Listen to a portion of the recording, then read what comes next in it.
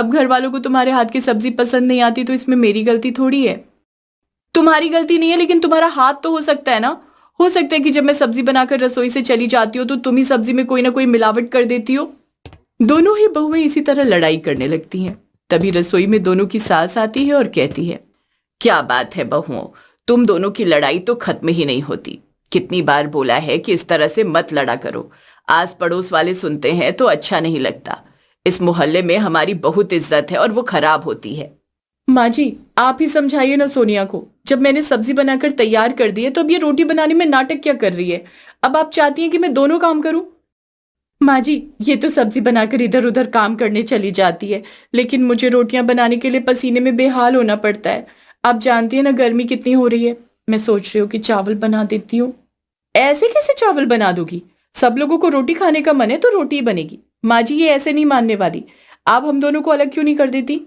सुन रही है माँ जी, मुझे तो अब इस घर में आए हुए 1 महीना हुआ है और ये 1 साल में ही अलग होने की बात कर रही है। तुम दोनों को जितनी भी लड़ाई करनी है कर लो, लेकिन मैं तुम दोनों को अलग नहीं करूंगी। आरती बोलकर रसोई से चली जाती है और दोनों बहू ऐसे ही लड़ते हुए खाना बनाती हैं। यूं ही कुछ दिन गुजरते हैं और एक दिन श्रेया रात के समय पंकज से कहती है, यार पंकज, तुम माँ को समझाते क्यों नहीं कि हम अलग हो जाते हैं? वो तो मेरी कुछ सुनती ही नहीं। तुम तो जानती हो ना मेरा और आयुष का कितना अच्छा रिश्ता है। हम दोनों भाई कभी लड़ाई नहीं करते और तुम दोनों देवरानी जिठानी जब देखो लड़ती रहती हो। मैं उस सोनिया के साथ और एडजस्ट नहीं कर सकती। प्लीज पंकज, अलग हो जाते हैं ना। पंकज भी मुंह घुमाकर सो जाता है और कुछ नहीं कहता। ऐसे कुछ दिन गुजरते हैं और एक दिन सोनिया और श्रेया हॉल में खड़े होकर लड़ाई कर रहे होते हैं। तभी वहां पर पूरा परिवार आ जाता है और मनीष कहता है, तुम दोनों बहुओं ने फिर से लड़ाई शुरू कर दी। अरे आखिर कब तक ये सब ड्रामा चलेगा इस घर में? सोनिया ने भी रोज मेरी नाक में दम किया हुआ है। बार बार बोलती है कि अलग हो जाओ, मेरी सुनती ही नहीं है। ये सब सुनकर आरती को बहुत ज्यादा गुस्सा आता है। अभी तक तो वो कुछ नहीं कह रही थी, क्योंकि ये सब कुछ उसे लग रहा था बस वही झेल रही है। लेकिन जब बात उसके बेटों की आती है तो आरती कहती है, तुम जानती भी हो बहुओं कि मैंने कितनी मेहनत से तुम्हारे ससुर जी के साथ मिलकर ये घर खड़ा किया है, और तुम चाहती हो कि मैं तुम दोनों को अलग कर दूं। परिवार बनाना इतना भी आसान नहीं होता। माँ जी, ये सब तो हर कोई अपने बच्चे के लिए करता है। आपने कौन सा एहसान कर दिया? और वैसे भी उस समय तो इतनी महंगाई भी नहीं थी। ठीक है, अगर तुम लोगों को ऐसा ही लगता है तो तुम सब लोग अपना सामान बांध लो। मैं तुम सब लोगों के आगे एक शर्त रखती हूँ। अगर 1 महीने के लिए तुमने वो शर्त पूरी कर दी तो मैं तुम दोनों को अलग कर दूंगी। ये 3 मंजिला घर है।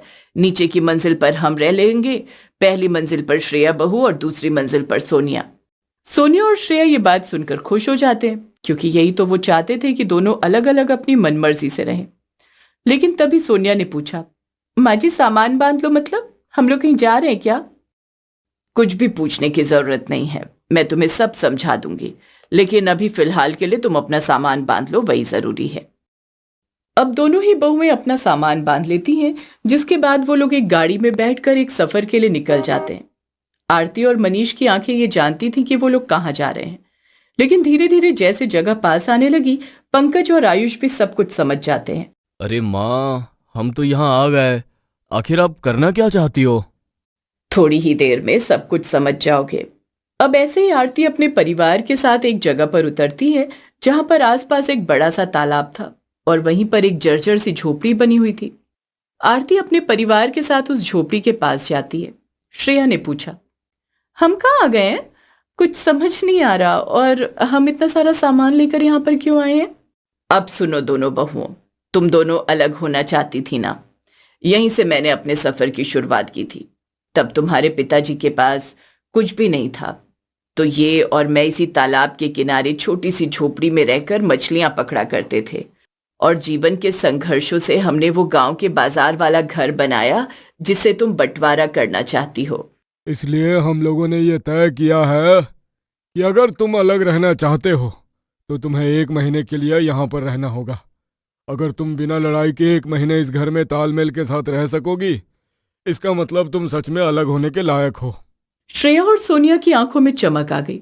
वैसे तो वो तालाब के पास बने हुए अपने ससुराल से बहुत ज्यादा हैरानी में थी, लेकिन सोनिया ने बड़े घमंड से कहा, जब 1 महीना श्रेया दीदी के साथ उस ससुराल में रह ली मैं, फिर तो इस छोटी सी झोपड़ी में 1 महीना उनके साथ एडजस्ट करने में कौन सी बड़ी बात है। उसके बाद तो फ्रीडम ही फ्रीडम होगी। सही है, मुझे भी जिम्मेदारी से छुट्टी मिलेगी, बस अपने परिवार का ध्यान रखना पड़ेगा। ठीक है माँ जी, मुझे भी मंजूर है। अब थोड़ी ही देर में उस छोटी सी झोपड़ी के अंदर पूरा परिवार चला जाता है। उस झोपड़ी के अंदर सभी लोग अपना सामान रख देते हैं। अब झोपड़ी में थोड़ी सी जगह बची थी, तभी आरती ने कहा, सुनो बहुओं, बहुत ज्यादा भूख लगी है। एक काम करो श्रेया, तुम तालाब से पानी भर कर ले आओ और सब लोगों के लिए चाय बना लो।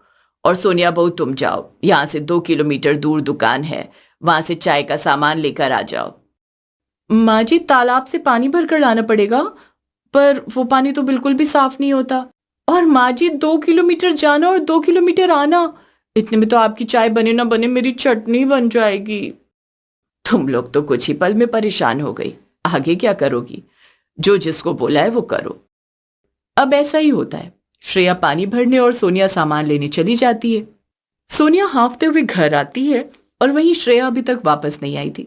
सोनिया श्रेया को देखने जाती है कि वो पानी लेकर अब तक क्यों नहीं आई, तो देखती है कि श्रेया वहीं तालाब के पास फिसल गई थी। हाय रे, मेरी कमर टूट गई। ये तालाब के किनारे ससुराल तो बहुत ज्यादा परेशान कर रहा है। सोनिया उसे देखकर जोर जोर से हंसने लगी और बोली, आपका तो नहीं पता, लेकिन 1 महीने में तो इस तालाब के पास ससुराल में मैं एडजस्ट कर लूंगी। और माँ जी, आपको तो नहीं पता, लेकिन मुझे अलग जरूर कर देंगी। श्रेया भी हिम्मत करके उठ जाती है और कहती है, मैं भी तुमसे हार नहीं मानूंगी। आए। श्रेया ने पानी भरा। दोनों बहुओं ने झोपड़ी के बाहर चूल्हा जलाया और चाय बना दी। शाम होने लगी थी, तभी आरती ने कहा, जाओ दोनों बहुओं और तालाब से मछली पकड़ कर ले आओ। हम लोग ज्यादा पैसे का इस्तेमाल नहीं कर सकते, क्योंकि जब हम यहाँ पर आए थे तब हम भी गरीब थे, तो हम रात को मछली ही पका कर खाएंगे। मछली पकड़नी थोड़ी आती है। नहीं आती तो सीख लो, वैसे भी जब अकेली रहोगी तो भी बहुत कुछ सीखना पड़ेगा ना। ठीक है माँ जी, इसमें कौन सी बड़ी बात है, हम YouTube से मछली पकड़ना सीख लेंगे। दोनों ही बहुएं अब तालाब के पास जाती हैं और मछली पकड़ने की कोशिश करने लगती हैं। इस समय गांव की कुछ औरतें भी पानी भरने के लिए आई हुई थी। एक औरत आराधना ने कहा, तुम लोग यहाँ के नहीं लगते, थोड़ा संभल कर, यहाँ बहुत फिसलन है, गिर जाओगी। हम अपना देख लेंगे, आप अपना काम करो, हमें ज्ञान देने के लिए हमारी सास ही काफी है। श्रेया ने यह बोला और तभी वो आगे बढ़ी और अचानक फिर से वहीं फिसल गई। श्रेया के पूरे कपड़ों पर कीचड़ लग गया और वो बोली, अरे यार, मेरे साथ ही बार बार ये क्यों होता है? ये सोनिया भी तो गिर सकती थी ना। भगवान ना बहुत अच्छे हैं, वो गिरे हुए लोगों को ही गिराते हैं, इसीलिए तो बार बार आप गिरती हो। श्रेया को यह सुनकर गुस्सा आता है। दोनों ही बहुएं लगभग 2 घंटे तक मछली पकड़ने की कोशिश करती हैं, लेकिन नाकामयाब रहती हैं और बड़ी मुश्किल के बाद आखिरकार उन्हें एक ही मछली मिलती है। वो उसे लेकर घर आती हैं। ये सब क्या है? तुम लोग बस एक ही मछली लेकर आए हो। एक मछली में पूरा परिवार कैसे खाना खाएगा? हम 6 लोग हैं। माँ जी, मेरा हाल देखिए, पूरे कपड़े कीचड़ से गंदे हो गए हैं, हड्डियां बार बार गिरकर टूट गई हैं और आप ऐसे बोल रही हो। अच्छा ठीक है, एक काम करो, अब थोड़े से चावल उबालो और चावल के साथ में इसी मछली को पका लेना, पूरे परिवार को पूरी हो जाएगी। और कल दिन में फिर से मछली पकड़ने जाना है तो थोड़ी तैयारी कर लेना। श्रेया और सोनिया मिलकर फिर से उस मछली को पका लेते हैं और रात को सुकून से खाना खाकर पूरा परिवार सोया ही था कि तभी जोर जोर से पानी की आवाज आने लगती है। सोनिया डर कर उठ गई और बोली, ये कैसी डरावनी आवाज आ रही है? मुझे तो इतने डर में सोया भी नहीं जा रहा, बाहर कोई भूत प्रेत का साया तो नहीं है? सो जाओ सोनिया, बाहर कोई भूत नहीं है, ये पानी की लहरों की आवाज है। जब हम छोटे थे और यहाँ रहा करते थे तो हमें इन सब आवाजों की आदत थी। अब तो ये सारी आवाज सुनकर बहुत सुकून मिल रहा है। तुम सुकून की बात कर रहे हो, मैं तो सो भी नहीं पा रही। वहीं दूसरी तरफ श्रेया का भी बुरा हाल था। तालाब के पास ससुराल होने की वजह से बहुत सारे मच्छर झोपड़ी के अंदर घुस आए थे। श्रेया बार बार ताली बजाकर मच्छर मार रही थी। तभी पंकज ने गुस्से में कहा, हाँ, हैप्पी बर्थडे टू यू। अब सो जाओ प्लीज, ये ताली बजाना बंद कर दो। कोई माता का जगराता है क्या? तुम्हें लगता है कि रात के 2 बजे मुझे ताली बजाने का शौक चढ़ा है? अरे देखो तो कितने मच्छर हैं, पता नहीं तुम कैसे सो पा रहे हो। शुरू के दिनों में हमने यहाँ पर बहुत ज्यादा स्ट्रगल किया है, इसलिए मच्छरों से भी दोस्ती है मेरी। ये सिर्फ नए लोगों का खून पीते हैं या फिर उन लोगों का जो दूसरों का खून पीते हैं। चुपचाप सो जाओ, वरना मुझसे बुरा कोई नहीं होगा। पंकज अब चुपचाप सो जाता है। तालाब के किनारे जो बहू का ससुराल था उसमें एडजस्ट करने में उन्हें बहुत दिक्कत हो रही थी। आज तीसरा दिन था और सोनिया ने कहा, देखिए जेठानी जी, अगर हम सबको अलग होना है तो कुछ दिनों के लिए अपनी दुश्मनी को भूलकर एक दूसरे के साथ बड़े प्यार से रहना होगा। ठीक है, मुझे मंजूर है, बताओ क्या प्लान है। देखो, अब अगर आप दोबारा गिरोगी तो मैं बिना हंसे आपको उठा दूंगी। मैं बाहर जाकर 4 किलोमीटर चलकर बाजार से सामान लेकर आ जाऊंगी और आप मछलियां पकड़ लेना ताकि आयुष जी, पंकज जी और ससुर जी उसे बेचकर पैसे ला सके। कुछ दिनों की बात है। ठीक है, मुझे नहीं पता था कि तुम भी समझदारी की बातें कर सकती हो। अभी बताया जेठानी जी, अगर अलग होना है तो एक दूसरे का मजाक उड़ाना बंद कर दो, वरना अगर मैं आपके चेहरे के ऊपर बोलने को आ गई तो जो मच्छरों ने आपके चेहरे पर इतने सारे चांद सितारे बना दिए ना, उसके बारे में बहुत कुछ बोल सकती हूँ। कुछ दिनों के लिए दोनों बहू की दोस्ती हो जाती है। दोनों ही समय से तालाब से पानी भर लाया करती, मछलियां पकड़कर घर के आदमियों को बेचने के लिए दे दिया करती। सोनिया रात के समय मछली भात और दोपहर के समय मच्छी करी रोटी के साथ बनाकर तैयार कर दिया करती। ऐसे ही 15 दिन बीत गए और आरती ने कहा, क्या बात है, तुम दोनों बहुओं की तो बहुत अच्छी जमने लगी। जब इस बुरे माहौल में तुम दोनों की इतनी अच्छी जम सकती है तो उस घर में तो तुम्हें सारा सुकून था, फिर भी तुम लोगों से ढंग से काम नहीं होता था। दोनों बहुओं का चेहरा उदास हो जाता है। आरती की बात में सच्चाई तो थी। तभी मनीष ने भावुक होकर कहा, तुम समझती नहीं हो आरती, अभी ये दोनों बहुएं मिलकर आपस में अच्छा रिश्ता चलाकर सारे काम अच्छे से इसलिए कर रही हैं क्योंकि इन्हें अलग होने का लालच है।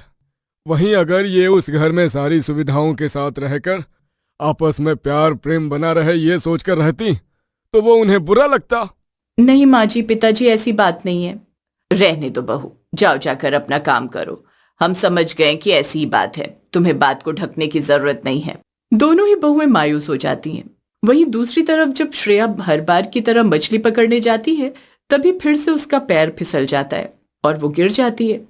सोनिया हंसती नहीं और उसके पास आकर कहती है, जब आपको पता है कि आप यहाँ तालाब के पास गिर जाते हो तो आपको ध्यान रखना चाहिए ना कि आपको मजा आता है। सोनिया के गुस्से में कहीं ना कहीं प्यार छुपा हुआ था जो कि श्रेया को दिखाई दे रहा था और सोनिया श्रेया को उठाने की कोशिश करती है, लेकिन इस बार श्रेया के पैर में ज्यादा लग गई थी। सोनिया ने सहारा देकर श्रेया को उठाया, उसे लेकर गई, उसके कपड़े बदलवाए और उसे आराम करने के लिए बिठा दिया और बोली, कोई बात नहीं, आज थोड़े पैसे ज्यादा लगेंगे तो क्या हुआ, हम लोग दाल चावल बना लेंगे, आप आराम करो, आज आप कुछ नहीं करोगी। पर माँ जी ने तो बोला है कि हम दोनों को मिलकर घर संभालना है। कोई बात नहीं, मैं बोल दूंगी कि दाल आपने बनाई थी और चावल मैंने बनाए थे, तब तो कुछ नहीं पता चलेगा, आप आराम करो। अब सोनिया अकेले ही खाना बनाकर तैयार करती है और पूरे घर का काम करती है। ये सारा काम अकेले करने की वजह से वो बहुत ज्यादा थक जाती है और सो रही होती है। वहीं अगले दिन श्रेया सुबह सुबह जल्दी उठती है और खुद से कहती है, सोनिया ने भी तो मुझे आराम मिले इसके लिए अकेले उठकर सारा काम किया, वो भी थक गई होगी, रोज 4 किलोमीटर जाती है, क्यों ना मैं आज जाकर परचून का सामान लेकर आ जाऊं। श्रेया सुबह सुबह उठकर गांव के बाजार में जा रही होती है, तभी आधे रास्ते में ही वो बहुत ज्यादा थक जाती है और बोलती है, ना जाने सोनिया इतनी दूर कैसे पैदल चलकर आती होगी, और फिर भी मैं उसे सुनाती रहती थी, काश तालाब के किनारे जो ससुराल है वहीं कोई दुकान होती तो कितना अच्छा होता। श्रेया वैसे ही दुकान पर जाती है और सामान लेकर घर वापस आ रही होती है, तब तक सोनिया भी जाग चुकी थी। सोनिया जाकर देखती है तो श्रेया कमरे में नहीं थी। सोनिया परेशान हो जाती है, ना जाने अभी जेठानी जी कहाँ चली गई, कहीं फिर से दर्द वाले पैर के साथ पानी भरने तो नहीं चली गई। झोपड़ी के बाहर आती है तो वो देखती है कि श्रेया सामान लेकर घर आ रही थी। उसे देखते ही सोनिया ने गुस्सा करते हुए कहा, जेठानी जी, जब आपके पैरों में दर्द था तो क्या जरूरत थी आपको दुकान पर जाकर ये सामान लेकर आने की। कल तुमने भी तो सारा घर अकेले संभाला था ना, मैंने सोचा कि मैं सामान लेकर आ जाऊंगी तो कम से कम तुम्हें दूर पैदल चलकर जाना नहीं पड़ेगा और तुम्हारा समय बच जाएगा। सोनिया और श्रेया दोनों की आंखों में आंसू आ जाते हैं, लेकिन दोनों ही इस बात को स्वीकार करने के लिए तैयार नहीं थी कि दोनों के बीच में अब भावनाएं और रिश्ते बढ़ रहे थे। वहीं आरती ये सब कुछ दूर से देखती और कहती हैं, मुझे नहीं पता कि मेरी दोनों बहुएं अब अलग होंगी या एक दूसरे के साथ रहेंगी, लेकिन मैं ये जरूर जानती हूँ कि इनका रिश्ता बहुत मजबूत और गहरा हो गया है। आरती की भी आंखें छलक आती हैं। ऐसे ही अब घर में आखिरी रात थी। आरती ने दोनों से कहा, आज तुम दोनों आराम करो, आज मछली पकड़ने के लिए मैं जाऊंगी और खाना भी मैं बनाऊंगी। ऐसे कैसे माँ जी, आप अकेले काम करेंगे और हम आपको देखेंगे, हमसे तो निवाला खाया ही नहीं जाएगा। एक काम करिए, हम भी आपके साथ चलते हैं। अब श्रेया और सोनिया भी आरती के साथ जाती हैं। वो देखती हैं कि आरती ने जाल तालाब में डाला और थोड़ी ही देर में 10-12 मछलियां जाल में आ गई। उसने वो सारी मछलियां बाल्टी में रखी। उसे देखकर सोनिया हैरान रह गई। आपके हाथों में कोई जादू है क्या, जो मछलियां खुद ही खिंची चली आई? श्रेया दीदी तो रोज 1-2 मछली पकड़ लेती थी, तो वो भी बहुत बड़ी बात थी। ये सब कुछ कला होती है। इतने सालों तक तुम्हारे ससुर जी के साथ मिलकर मेहनत की है। वो बाजार में जाकर मछलियां बेचते थे, मैं यहाँ घर भी संभालती थी और मछलियां पकड़कर तैयार रखती थी, ताकि वो एक दिन में 2-3 चक्कर लगाकर मछलियां बेच सकें। माँ जी, आपने तो अपने जीवन में बहुत मेहनत की है। सच में आप तो आने वाली पीढ़ी के लिए प्रेरणा हो। थोड़ी ही देर में श्रेया और सोनिया आरती के साथ घर वापस आ जाती हैं, क्योंकि मछली जल्दी पकड़ ली गई थी। अब आरती खुद ही चूल्हा जलाती है और उन मछलियों पर मसाला लगाकर उन्हें फ्राई भी कर देती है। थोड़ी देर में चावल चढ़ा देती है। मछली की खुशबू पूरे घर में फैल जाती है और मनीष ने कहा, आरती,